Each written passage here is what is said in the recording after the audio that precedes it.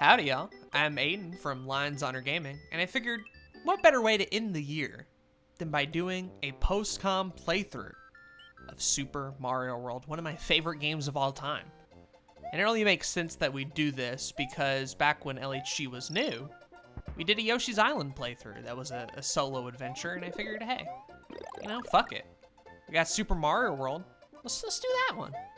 So here I am, playing it on the Switch about a couple of months ago at this point. But it took me a while to get all the footage together, edit it in order, and get everything. So I actually know how long this series is gonna be. It's gonna be about 6 episodes, and you'll be getting them every Monday and Wednesday.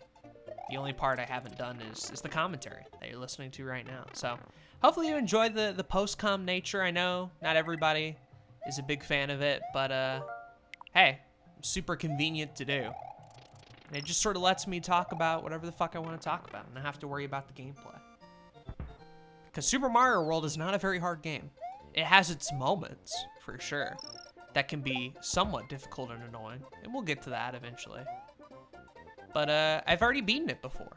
I've beaten it several times. It's one of those games I kind of just know off the back of my hand. And it always brings me a little bit of happiness, a little bit of comfort. It's a comfort food, I guess. Oh, fuck Chargin' Chuck. Hate that motherfucker. Nobody likes Chargin' Chuck. Out of every Mario World enemy, Chargin' Chuck is like the worst.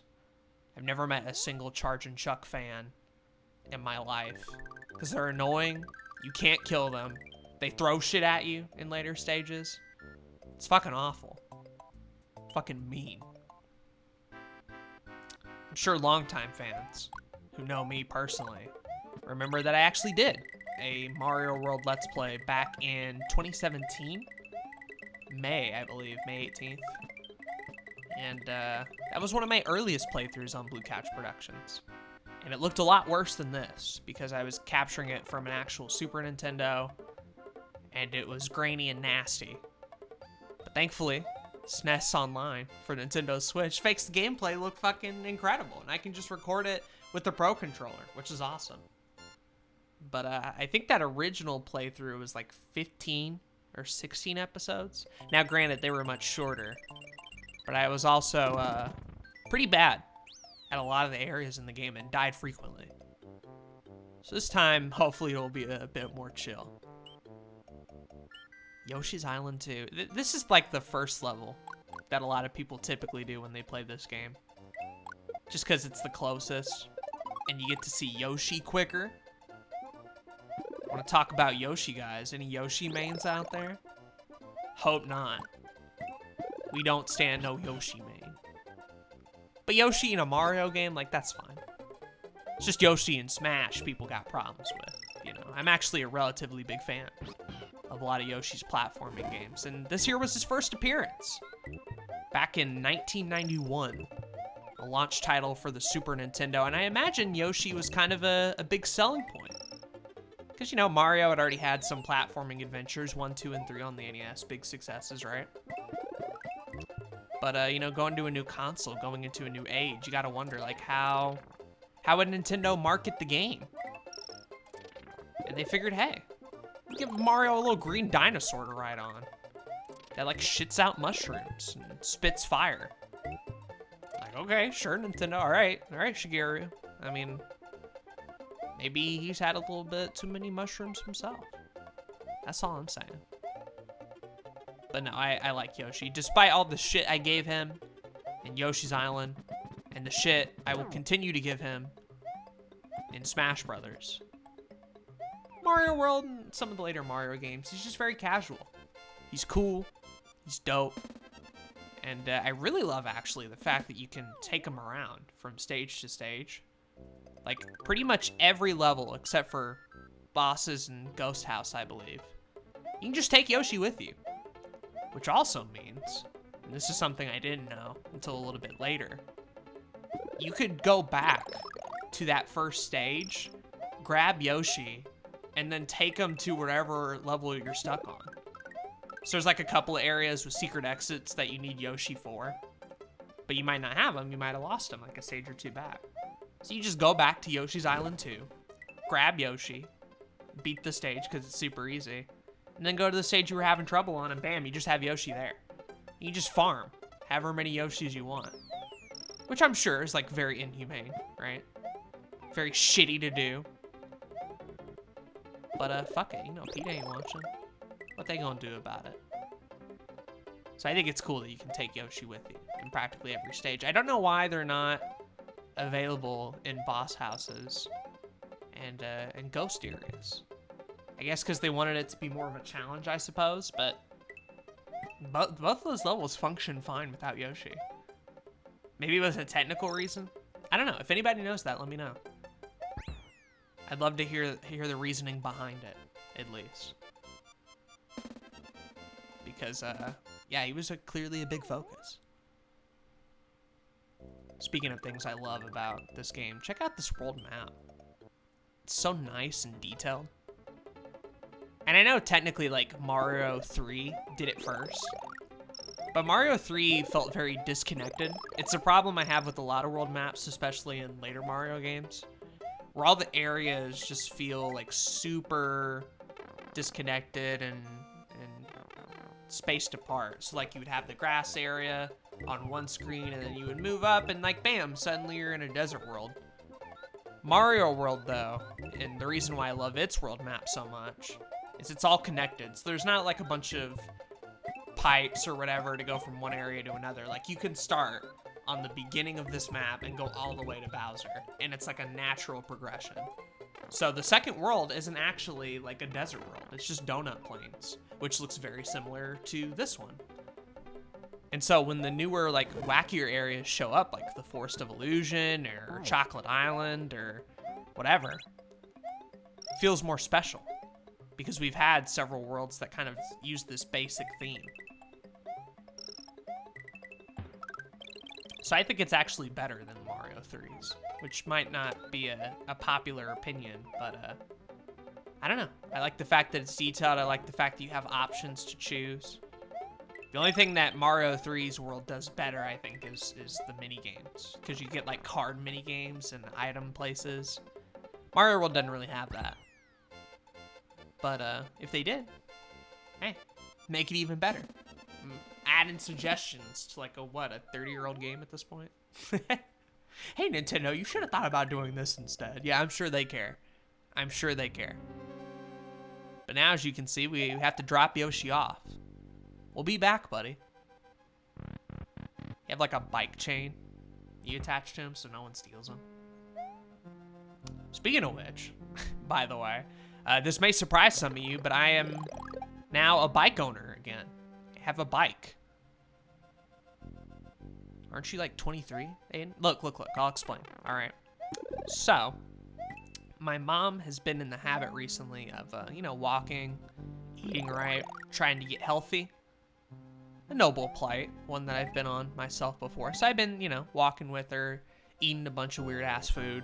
I've had, like, fake bacon, fake eggs, wraps, galore, oatmeal, like, whatever. I'll do it. Because even if I won't eat healthy all the time, I could at least, you know, be a helping hand and be supportive.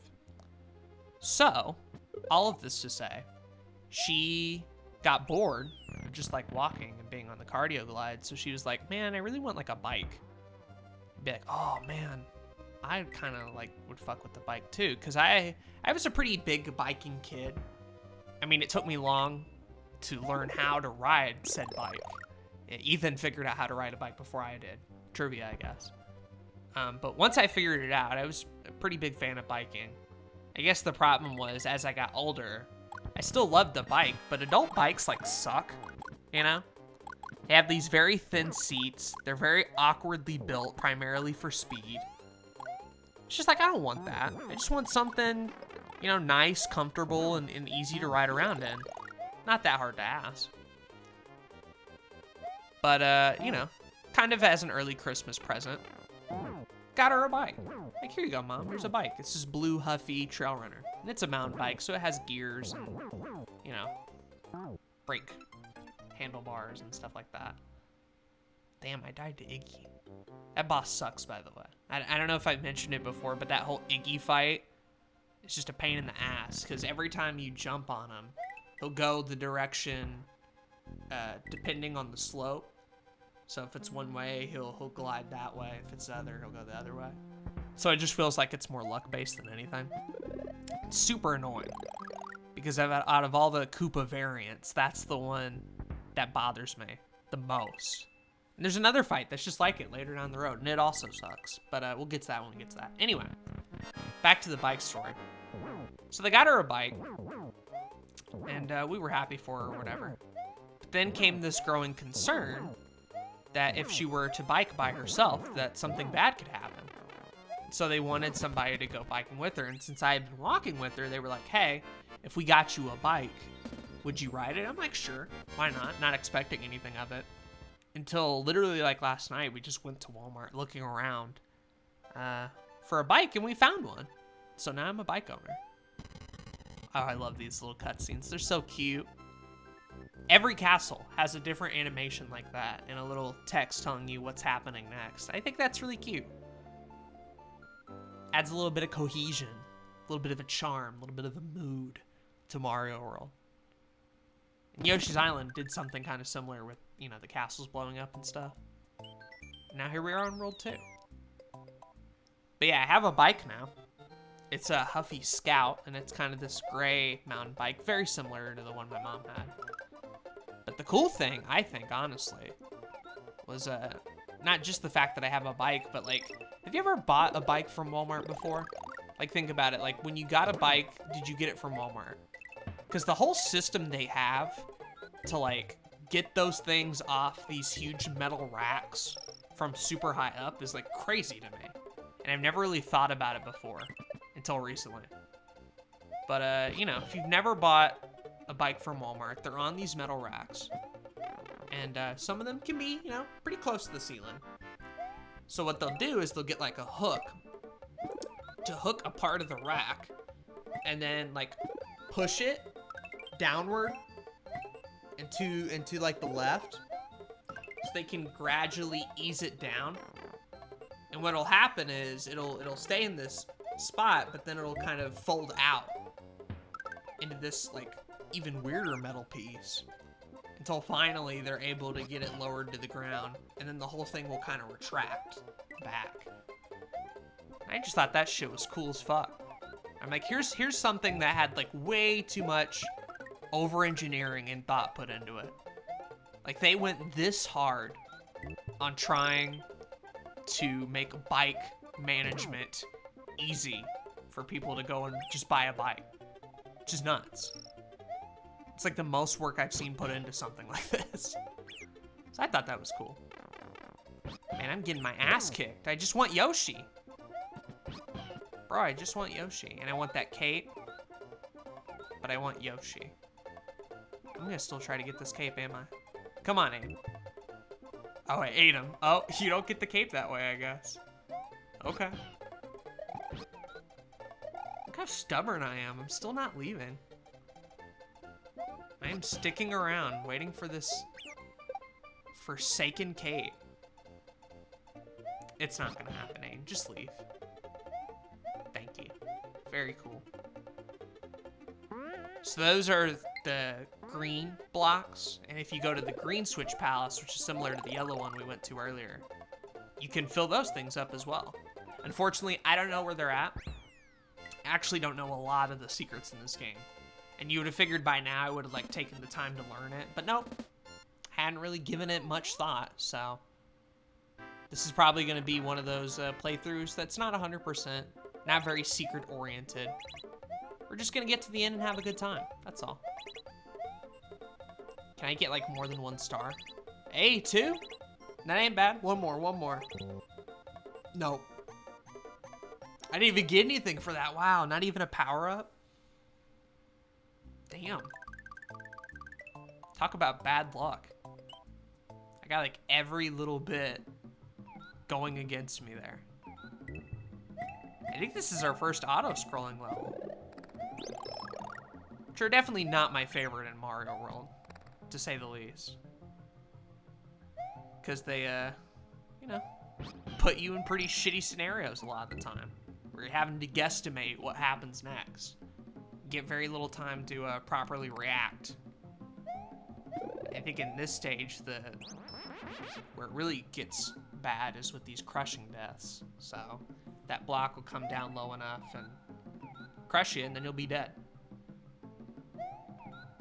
We get on to Sonic a lot for doing that shit.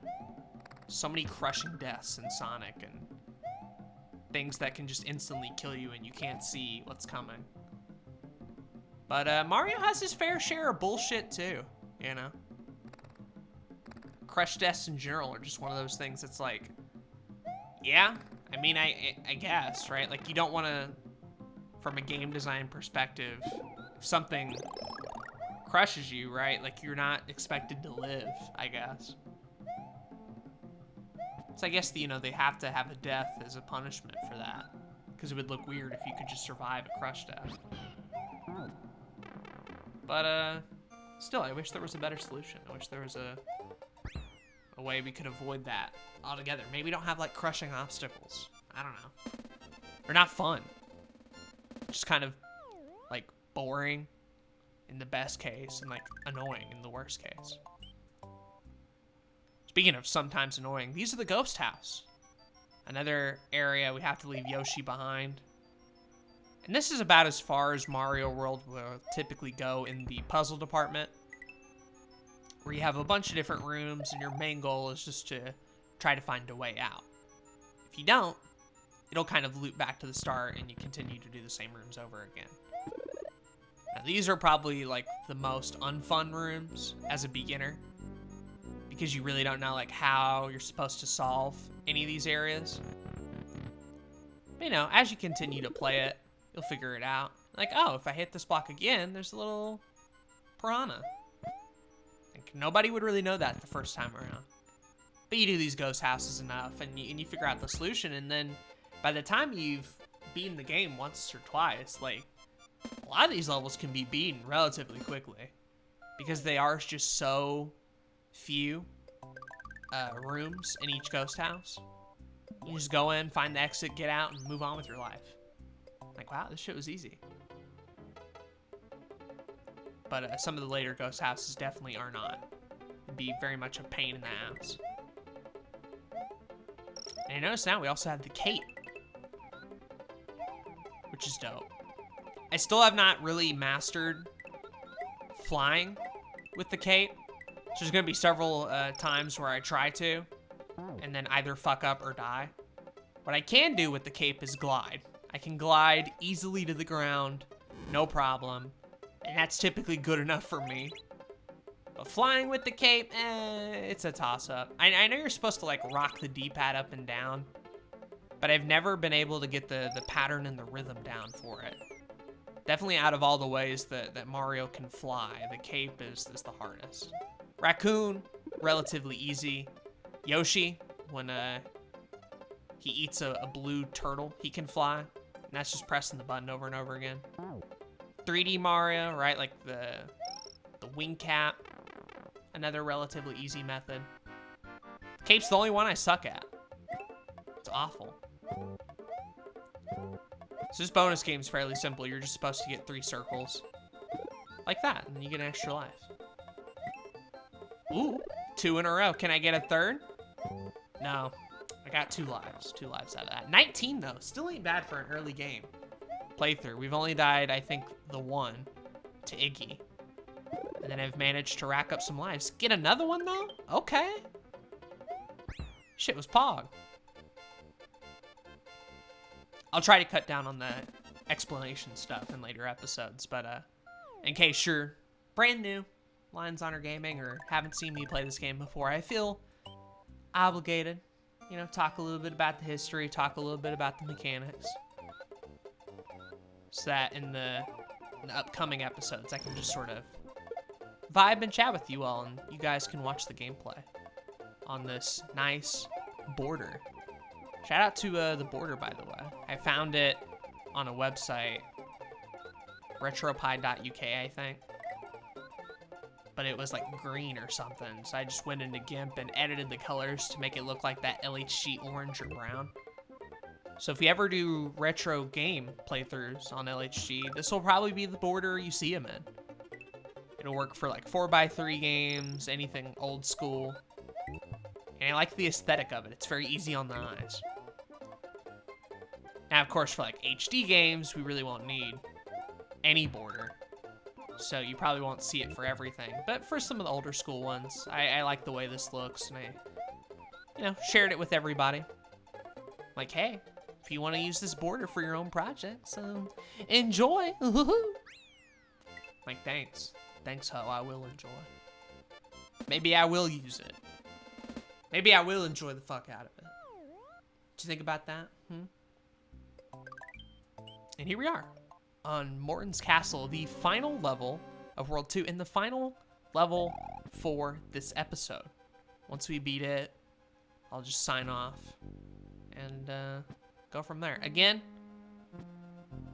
I know how long the series is going to be, 6 episodes total, and they're going to premiere every Monday and Wednesday. So you're watching this right now on Monday, episode 2 will be Wednesday, and then episode 3 will be next Monday. And we'll go throughout the month of December, and by the end of the month, you'll have seen the whole series, which is dope. I think it'll be a nice, chill way to spend the December hours watching me play a game that I love so much. Again, if you haven't at least checked out Mario World, there's really no reason not to. If you have Switch Online, you have access to a bunch of NES and SNES games, and this is one of them. And you can use save states and, play it more conveniently, portably, and on the go. This is one of the better ways to play Mario World. I had to do it on the Super Nintendo the first time around, and it looked like ass. So you guys get a much more convenient experience. If you're wondering, like, is this the Mario platformer I should start with? I'd say probably, yeah. It's one of the easier ones, for sure. Like, compared to Mario 2 and 3, World is a lot easier. The only one I might consider starting with before this one is the original Mario 1, just because it is so short, and it's like a good foundation for a lot of Mario's mechanics. But definitely after Mario 1, this one for sure. And then you can try to go into 3 if you're looking for something a little harder, or 2 if you're looking for something weirder. And then by that point, fuck it, like, hop into 3D Mario. Because I don't really care for the new Super Mario Brothers games. I know some people do. They're just not for me personally. I know those games have their fans. We're all allowed to like crap every once in a while, We're all allowed to like garbage. It's well-polished garbage, I'll admit that. They're very nice-looking games. Some of them even have some tunes. But they're just very soulless and boring to me. So I don't play them often. All right, Morton, we're coming with you. We're coming with you to battle to the death. That's not how Morton looks in any other game, by the way. He's green here. But Morton in the later games kind of has a black and white thing going on. And a big nose. They were starting out simple. They weren't trying to focus on it too much. 3 hits, and he's dead. Did you enjoy that? Did you enjoy that super epic Morton battle? I hope you did. Because that's it. That one was so much easier than Iggy. What the hell? Why couldn't every Koopa Kid fight be that way? All right, what animation you got, Mario? How you gonna take out this castle? Ooh, the jump kick. That would literally break your feet. That would be awful. Well, hope you enjoyed this first episode of Super Mario World on LHG. I'm Aden of Lions Honor Gaming, and I will see you guys next time. Bye.